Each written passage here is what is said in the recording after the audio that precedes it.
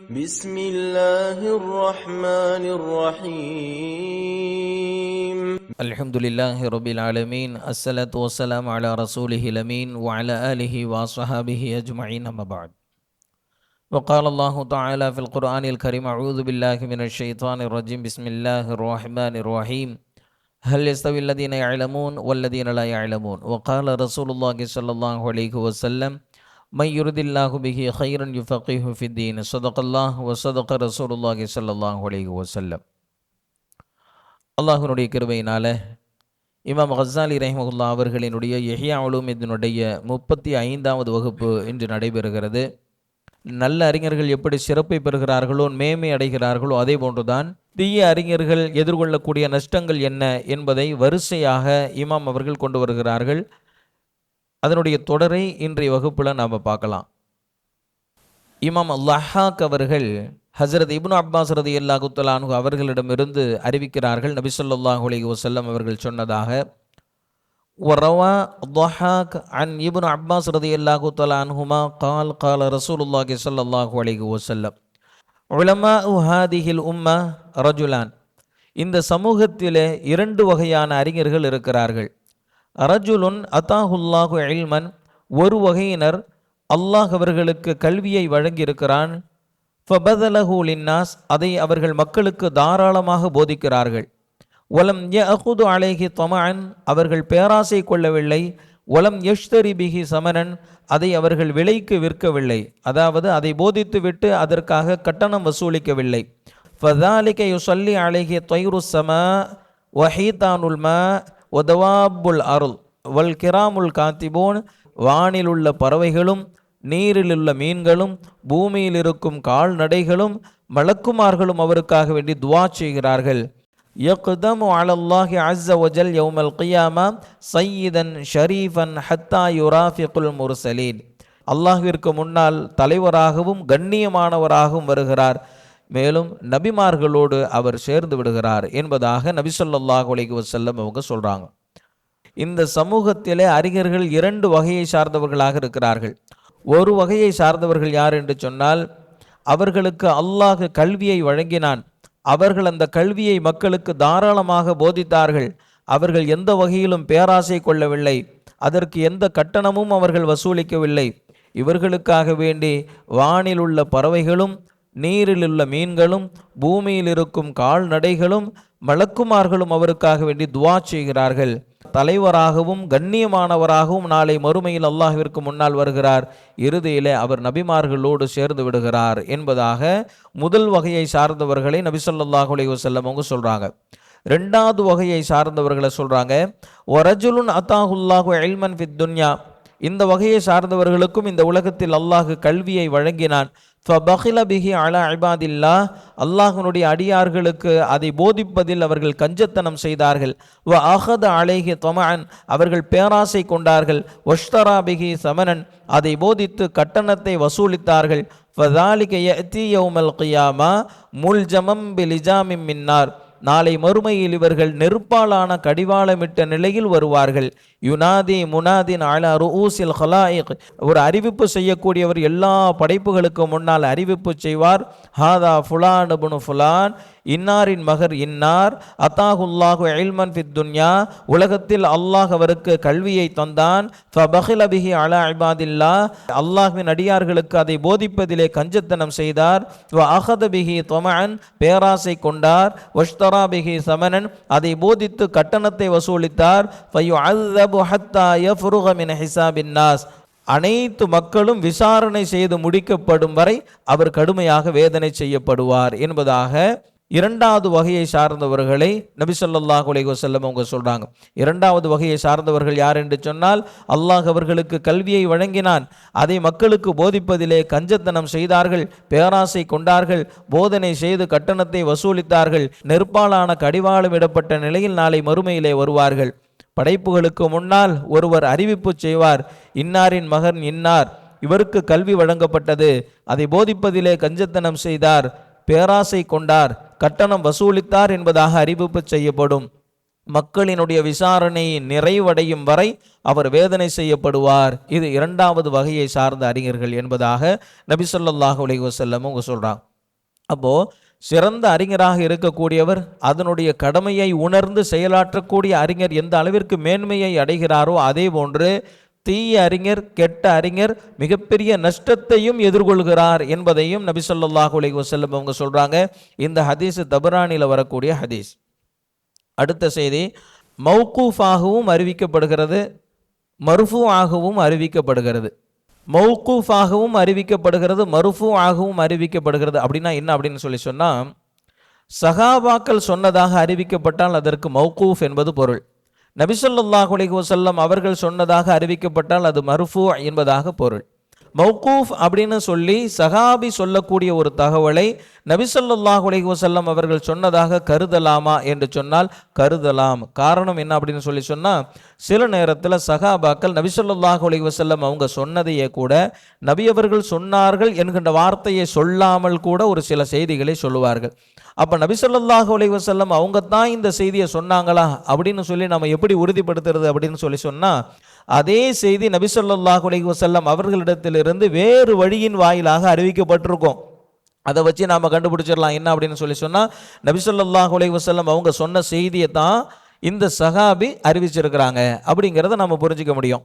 அதனால் என்ன செய்வாங்க அப்படின்னு சொன்னால், ஒரு ஹதீஸை சொல்லும்போது மௌகூஃபன் வ மர்ஃபூஅன் அப்படின்னு சொல்லிட்டு சொல்லுவாங்க. அப்படின்னா என்ன அப்படின்னா, இந்த சஹாபி இந்த செய்தியை அவர் சொன்னதாக அறிவிக்கப்பட்டிருக்கிறது, ஆனால் மற்ற ரிவாயத்துகளின் மூலமாக இது நபி ஸல்லல்லாஹு அலைஹி வஸல்லம் அவர்கள் சொன்னதாக வந்திருக்கிறது என்பது அதனுடைய பொருள்.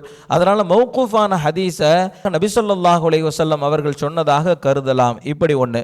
சில நேரத்தில் சஹாபிட்ட இருந்து ஒரு தாபிஇ ஒரு ஹதீஸ் அறிவிக்கிறாங்க இல்லையா, அந்த தாபிஇ என்ன செய்வாங்க அப்படின்னு சொன்னால், அந்த யார் தனக்கு சொன்னாங்க அப்படிங்கிறத மட்டும் சொல்லிடுவாங்க. நபி ஸல்லல்லாஹு அலைஹி வஸல்லம் அவர்கள் சொன்னதாக அந்த சஹாபி சொன்ன வார்த்தையை விட்டுருவாங்க. இந்த மாதிரி அமைப்பிலையும் ஒரு மௌகூஃபான ஹதீஸ் வந்துடும். இதை மர்ஃபூஆக நாம் கணக்கில் எடுத்துக்கொள்ளலாம். சில நேரத்தில் நபி ஸல்லல்லாஹு அலைஹி வஸல்லம் அவங்க எந்த வார்த்தையை கொண்டு அந்த செய்தியை சொன்னாங்களோ அதே வார்த்தை நினைவில் இருந்தால் மட்டும்தான் நபி ஸல்லல்லாஹு அலைஹி வஸல்லம் அவங்க சொன்னாங்கன்னு சொல்லுவாங்க. நபி ஸல்லல்லாஹு அலைஹி வஸல்லம் அவங்க சொன்ன கருத்து ஞாபகத்தில் இருக்குது, ஆனால் வார்த்தை ஞாபகத்தில் இல்லைன்னு சொன்ன தாபீன்களாக இருக்கக்கூடியவங்க என்ன செய்வாங்க அப்படின்னு சொன்னால், நபி ஸல்லல்லாஹு அலைஹி வஸல்லம் அவங்க சொன்ன அதே வார்த்தை நினைவில் இல்லை அப்படின்னு சொன்னால் என்ன பண்ணிடுவாங்க, தனக்கு சொன்ன சஹாபியினுடைய பேரை சொல்லிடுவாங்க. இந்த சஹாபி சொன்னாங்கன்னு சொல்லி அந்த கருத்தை சொல்லிடுவாங்க. நபி ஸல்லல்லாஹு அலைஹி வஸல்லம் அவங்க சொன்னாங்கன்னு சொல்லி அந்த கருத்தை சொல்ல மாட்டாங்க. ஏன்? நபி ஸல்லல்லாஹு அலைஹி வஸல்லம் அவங்க எந்த வார்த்தையை கொண்டு சொன்னார்களோ அந்த வார்த்தையை நினைவில் இல்லாத காரணத்தினால சஹாபி சொன்னாங்க அப்படின்னு சொல்லிடுவாங்க. அந்த அடிப்படையில் கூட ஒரு தகவல் மௌகூஃபாக வந்துடும், ஆனால் அதற்கு மர்ஃபூஇனுடைய அந்தஸ்தை தரலாம். நபி ஸல்லல்லாஹு அலைஹி வஸல்லம் அவர்கள் சொன்ன அந்தஸ்தை தரலாம். இன்னொரு தகவலையும் கூடுதலாக நம்ம புரிஞ்சுக்கணும். மௌகூஃபான ஹதீஸ்கள், அதாவது சஹாபாக்களால் சொல்லப்படக்கூடிய ஒரு செய்தி நபி அவர்களால் சொல்லப்பட்ட செய்தியாக கொள்ளலாம் என்கின்ற அணுகுமுறை தான் ஆரம்ப கால அறிஞர்களிடத்தில் இருந்தது. அதனால தான் புகாரி, முஸ்லிம், திர்மிதி, இப்னு மாஜா, நஸஈ, அபூதாவூத் உள்ளிட்ட அனைத்து ஹதீஸ் கிதாபுகளிலும் சஹாபாக்களினுடைய சொல், செயல், அங்கீகாரம் அனைத்தும் இடம்பெறுகிறது. அந்த கிதாபு ஹதீஸ் கிதாபு. ஹதீஸ் கிதாபாக இருந்தால் நபி ஸல்லல்லாஹு அலைஹி வஸல்லம் அவங்க சொன்னது மட்டும்தானே வந்திருக்கணும். எல்லா ஹதீஸ் கிதாபுகளையும் எடுத்துக்கிட்டீங்க அப்படின்னு சொன்னா, சஹாபாக்கள் சொன்னது, சஹாபாக்கள் செய்தது, சஹாபாக்கள் அங்கீகரித்தது, சஹாபாக்களுடைய வரலாறு சார்ந்த செய்திகளும் இந்த ஹதீஸ் கிதாபுகளில் இடம்பெறுவதற்கான காரணம் என்ன அப்படின்னு சொன்னா, அது நபி ஸல்லல்லாஹு அலைஹி வஸல்லம் அவர்களிடத்திலிருந்து வந்த ஒரு அந்தஸ்தை தரலாம் என்கின்ற அடிப்படையில் தான் ஹதீஸ் கிதாபுகளில் சஹாபாக்களினுடைய ஆசாறுகள் இடம்பெறுகிறது. அதையும் நாம கவனத்தில் வச்சுக்கணும். இன்னொரு அமைப்பு ஒன்று இருக்குது. என்ன அப்படின்னு சொன்னா, ஒருத்தர் ஒரு தவறை செய்வாரு, அதை தடுக்கிறதுக்காகவே அந்த சஹாபி நபி ஸல்லல்லாஹு அலைஹி வஸல்லம் அவங்க சொன்ன செய்தியை சொல்லுவாங்க. அப்படி சொல்லும்போது கால ரசூலுல்லாஹ் அப்படின்னு சொல்லாம கூட சொல்லியிருப்பாங்க. அப்போ சஹாபி சொன்னதாகத்தான் அவங்க அறிவிப்பாங்க. ஆனா அதை சஹாபி தன்புறத்திலிருந்து சொல்லலை, நபி ஸல்லல்லாஹு அலைஹி வஸல்லம் அவங்க சொன்னதை வச்சு தான் சொல்கிறாங்க. ஆனால் சொல்லும் போது என்ன செஞ்சிருக்க மாட்டாங்கன்னு சொன்னால், நபி ஸல்லல்லாஹு அலைஹி வஸல்லம் அவங்க எங்களுக்கு கட்டளையிட்டார்கள் என்றோ நபி அவர்கள் எங்களுக்கு சொன்னார்கள் என்றோ சொல்லாமல் கூட அந்த சந்தர்ப்ப சூழ்நிலையில் அப்படி பிரயோகப்படுத்தி இருப்பாங்க. அந்த அடிப்படையில் ஒரு சஹாபியிடமிருந்து சொல்லப்படக்கூடிய செய்தியும் நபி ஸல்லல்லாஹு அலைஹி வஸல்லம் அவர்களிடத்திலிருந்து சொல்லப்பட்டதாக கொள்ளலாம். அதில் எந்த தவறும் இல்லை என்பதை நாம் புரிந்து கொள்ள வேண்டும். இமாம் கஸாலி ரஹிமஹுல்லாஹ் அவங்க ஹஸரத் முஆ முஆத் இப்னு ஜபல் ரலியல்லாஹு தஆலா அன்ஹு அவங்கள்ட்ட இருந்து அறிவிக்கக்கூடிய இந்த ஹதீஸை மௌகூஃபன் வ மர்ஃபூஅன், இது சஹாபியின் வார்த்தையாகவும் பதியப்பட்டிருக்கிறது, வேறு ரிவாயத்துகளில் நபி ஸல்லல்லாஹு அலைஹி வஸல்லம் அவர்கள் சொன்னதாகவும் வந்திருக்கிறது என்பதாக சொல்லிட்டு இந்த செய்தியை சொல்றாங்க. டைரக்டா தமிழ்லயே நான் சொல்லிடுறேன், அரபி வாசிக்காமலேயே சொல்லிடுறேன். இது ஒரு பெரிய ஹதீஸ். இது தீய அறிஞருக்கான சோதனை என்ன அப்படின்னு சொன்னால், ஒரு தீய அறிஞரை பொறுத்தவரை கேட்பதை விட பேசுவதைத்தான் அதிகம் விரும்பக்கூடியவராக இருப்பார். தன்னுடைய பேச்சை அலங்காரப்படுத்தி பேசக்கூடியவராகவும், உள்ளதை உள்ளபடி பேசாமல் அதற்கு கூடுதல் தகவல்களை புனைந்து பேசக்கூடியவராகவும் இருப்பார். இவரை பொறுத்தவரை சரியாக செயல்படுவார் என்று உத்தரவாதம் அளிக்க முடியாது. பொதுவாகவே மௌனத்தில் தான் பாதுகாப்பும் ஞானமும் இருக்கிறது என்பதாக நபி ஸல்லல்லாஹு அலைஹி வஸல்லம் அவங்க சொல்லிட்டு தொடர்ந்து சொல்றாங்க, தீய அறிஞர்களில் சிலர் தனக்கு இருக்கக்கூடிய அறிவு அளவிற்கு மற்றவர்களுக்கு அறிவு இருப்பதை விரும்ப மாட்டார்கள். எனவே தன்னிடத்தில் இருக்கக்கூடிய ஞானத்தை மற்றவர்களுக்கு போதிக்காமல் மறைத்து வைத்துக் கொள்வார்கள். இவர்கள் நரகத்தினுடைய முதல் தட்டில் இருப்பார்கள். அறிஞர்களில் சிலர் இப்படி இருப்பாங்க, இவர்கள் ஆட்சியாளர்களுக்கு அருகில் இருப்பதற்கு விரும்புவார்கள். இவர்கள் ஏதேனும் சொல்லி அதை மற்றவர்கள் மறுத்தால், அவர்களுக்கு வரவேண்டியதை யாராவது குறைத்தால் அவர்கள் கோபம் அடைவார்கள். இப்படிப்பட்டவர்கள் நரகத்தினுடைய இரண்டாவது தட்டிலே இருப்பார்கள். சில அறிஞர்கள் இப்படி இருப்பாங்க, அவங்க செல்வந்தர்களுக்கு, கண்ணியமானவர்களுக்கு, தலைவர்களுக்கு அவர்கள் கல்வியை, மார்க்கத்தை போதிப்பார்கள்.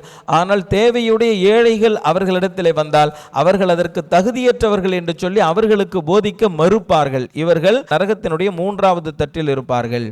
அறிஞர்களில் சிலர் தீர்ப்பு வழங்குவதற்காகத்தான் தங்களுடைய அறிவை பயன்படுத்துவார்கள். ஆனால் தவறாகவும் தீர்ப்பு வழங்கக்கூடியவர்களாக இருப்பார்கள். இப்படிப்பட்டவர்களை அல்லாஹ்வும் இருக்கிறான். அவர்கள் நரகத்தினுடைய நான்காவது தட்டிலே இருப்பார்கள்.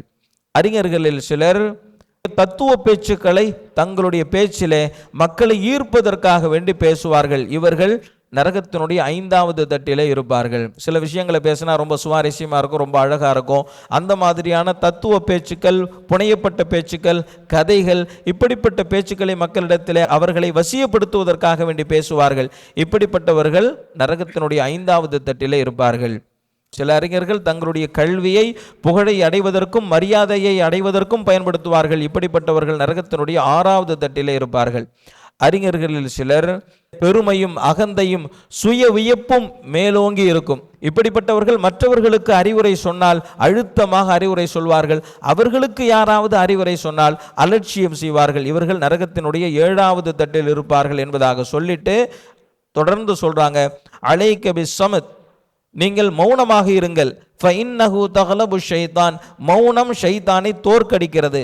வ இய்யாய அன் தல்ஹக மின் கைரி அஜபின், தேவையில்லாமல் சிரிக்காதீர்கள். அவு தம்ஷிய ஃபி கைரி அரபின், தேவையில்லாமல் சுற்றி திரியாதீர்கள் என்பதாக நபி ஸல்லல்லாஹு அலைஹி வஸல்லம் அவங்க சொன்ன செய்தியை ஹஸரத் முஆத் இப்னு ஜபல் ரலியல்லாஹு தஆலா அன்ஹு அவங்க சொல்றாங்க. இது ஹஸரத் முஆத் இப்னு ஜபல் ரலியல்லாஹு தஆலா அன்ஹு அவர்கள் சொன்னதாகவும் வருகிறது அப்படிங்கிறத இமாம் கஸாலி ரஹிமஹுல்லாஹ் அவங்க குறிப்பிடுறாங்க. அடுத்த செய்தி, قال رسول الله صلى الله عليه وسلم ان العبد لا ينشر له من الثناء ما بين المشرق والمغرب وما يزني عند الله جناح بعوضة. நபி ஸல்லல்லாஹு அலைஹி வஸல்லம் அவங்க சொல்றாங்க, அவருடைய மதிப்பு உலகம் முழுக்க பரவி இருக்கும். நல்ல சிறந்த அறிஞர் என்று சொல்லி மக்கள் எல்லாம் போற்றுவார்கள், புகழுவார்கள். ஆனால் அல்லாஹ்விடத்தில் அவருடைய மதிப்பு என்பது கொசுவினுடைய ரக்கையை போன்றதாக இருக்கும் என்பதாக நபி ஸல்லல்லாஹு அலைஹி வஸல்லம் அவங்க சொல்றாங்க. நான்காவது செய்தி, இமாம் ஹசன் பஸ்ரி ரஹிமஹுல்லாஹ் அவங்க மக்களுக்கு போதனை செஞ்சுக்கிட்டு இருக்கிறாங்க. அந்த சபைக்கு ஒருத்தர் வந்தார். அவங்க தன்னுடைய பாடத்தை முடிச்சுட்டு வெளியே கிளம்புற நேரத்தில் அவங்கள்ட்ட வந்து சலாம் சொன்னார். சலாம் சொல்லிட்டு தன்னுடைய கையில் ஒரு 5000 திர்ஹம் வச்சிருந்தார், 10 ஜோடி ஆடை வச்சிருந்தார். அவர் என்ன பண்ணாரு, இமாம் ஹசன் பஸ்ரி ரஹிமஹுல்லாஹ் அவங்க கிட்ட இதை கொடுத்து, உங்களுடைய வாழ்வாதாரத்திற்காக வேண்டி இதை பயன்படுத்தி கொள்ளுங்கள் என்பதாக 5000 திர்ஹத்தையும் 10 ஜோடி ஆடையையும் இமாம் ஹசன் பஸ்ரி ரஹிமஹுல்லாஹ் அவங்க கிட்ட அன்பளிப்பாக கொடுக்கிறார். அப்படி கொடுக்கப்படக்கூடிய நேரத்தில் இமாம் ஹசன் பஸ்ரி ரஹிமஹுல்லாஹ் அவங்க சொல்றாங்க, قال الحسن البصري رحمه الله لما اوتي بالمال والثياب, அவர்களுக்கு அந்த பணமும் அந்த ஆடையும் கொடுக்கப்படுகிற போது இமாம் ஹசன் பஸ்ரி ரஹிமஹுல்லாஹ் அவங்க சொன்னாங்க, ஆஃபாக் அல்லாஹு தஆலா, அல்லாஹ் உங்களுக்கு ஆஃபியத்தை தரட்டும். தும்மு இலைக நஃபகதக வ குஸ்வதக, உங்களுடைய அன்பளிப்பையும் உங்களுடைய ஆடையையும் நீங்களே வைத்துக் கொள்ளுங்கள். ஃபலா ஹாஜத லனா பிதாலிக, எங்களுக்கு இதன் பக்கம் எந்த தேவையும் கிடையாது.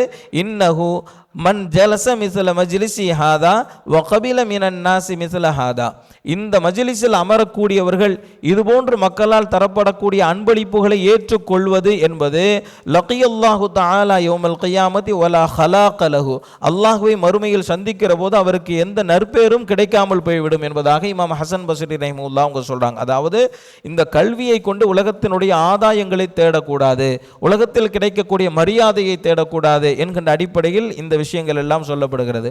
அடுத்த தகவல் ஹஜ்ரத் ஜாபிர் ரலியல்லாஹு தஆலா அன்ஹு அவங்க சொல்லக்கூடிய செய்தி. இந்த செய்தியையும் இமாம் கஸாலி ரஹிமஹுல்லாஹ் அவங்க என்ன சொல்றாங்க அப்படின்னு சொன்னா மௌகூஃபன் வ மர்ஃபூஅன் அப்படின்னு சொல்றாங்க. அப்படின்னா என்ன, ஹஜ்ரத் ஜாபிர் ரலியல்லாஹு தஆலா அன்ஹு அவங்க சொன்னதாகவும் வருகிறது, வேறு ரிவாயத்துகளில் இது மர்ஃபூஆகவும் வருகிறது, நபி ஸல்லல்லாஹு அலைஹி வஸல்லம் அவர்கள் சொன்னதாகவும் வருகிறது என்பதாக குறிப்பிட்டு இந்த செய்தியை சொல்றாங்க. கால ரசூலுல்லாஹி ஸல்லல்லாஹு அலைஹி வஸல்லம், நபி ஸல்லல்லாஹு அலைஹி வஸல்லம் அவங்க சொல்றாங்க, லா துஜ்லிசு இன்த குல்லி ஆலிமின் இல்லா ஆலிமின் யதுஊக்கும் மின் ஹம்ஸின் இலா ஹம்ஸின். 5 விஷயங்களிலிருந்து 5 விஷயங்களுக்கு அழைக்காத அறிஞரிடத்தில் நீங்கள் அமர வேண்டாம். மின் ஷக்கின் இலல் யகீன், சந்தேகத்திலிருந்து நம்பிக்கையின் பக்கமாக உங்களை வழி நடத்தக்கூடிய ஆலிமிடத்திலே அமரலாம். வ மினர் ரியாஇ இலல் இஹ்லாஸ், முகஸ்துதியிலிருந்து இஹ்லாஸின் பக்கம் உங்களுக்கு வழி நடத்தக்கூடிய ஆலிமிடத்திலே அமரலாம்.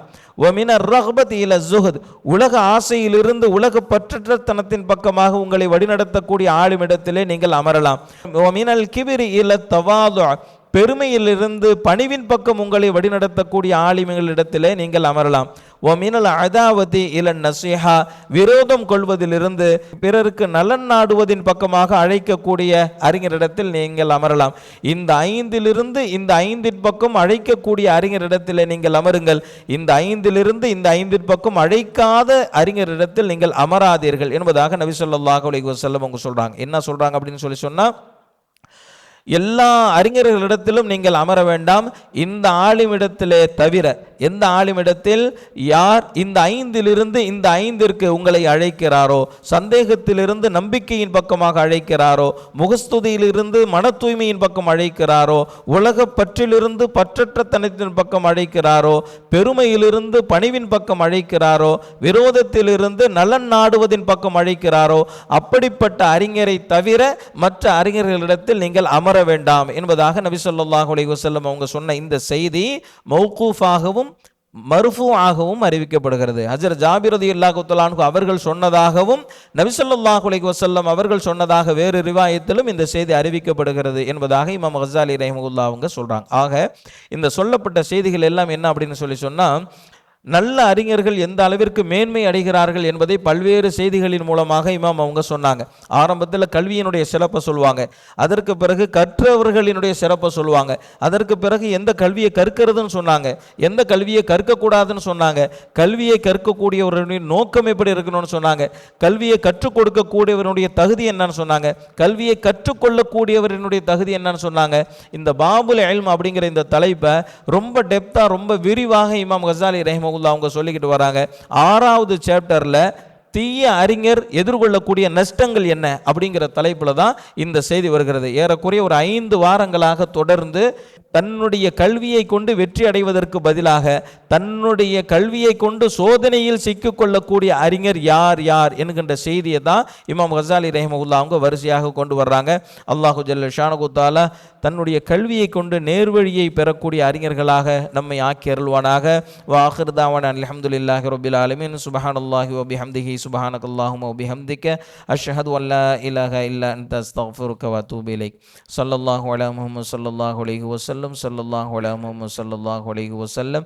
ஸல்லல்லாஹு அலா முஹம்மது யா ரப்பி ஸல்லி அலைஹி வஸல்லம்.